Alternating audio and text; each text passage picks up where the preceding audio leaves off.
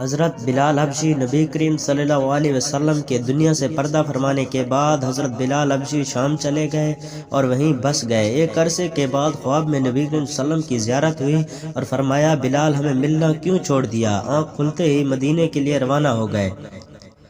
کئی دن کی مسافت کے بعد مدینہ منورہ پہنچے، مسجد میں حاضری دی اور روضہ رسول پر پہنچے، وہاں بے ہوش ہو کر گر پڑے۔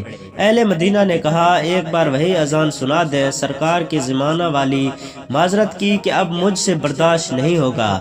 لوگوں نے حسنین کریمین سے کہلوایا، اب انکار ناممکن تھا۔ اذان شروع کی تو اہل مدینہ رو پڑے، دل قابو میں نہ رہے۔ پیارے آقا کا زمانہ تازہ ہو گیا، عورتیں بچے سب نکل آئے، غم سے نڈھال بے قرار، ہچکیاں بند گئیں۔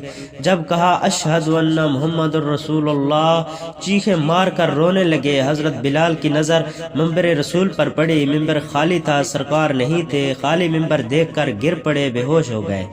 اذان مکمل نہ کر سکے، ہوش میں آئے تو اٹھے اور روتے ہوئے شام کی طرف روانہ ہو گئے۔ یا اللہ ان جیسی محبت بھی ہمارے دلوں میں بھر دے، آمین۔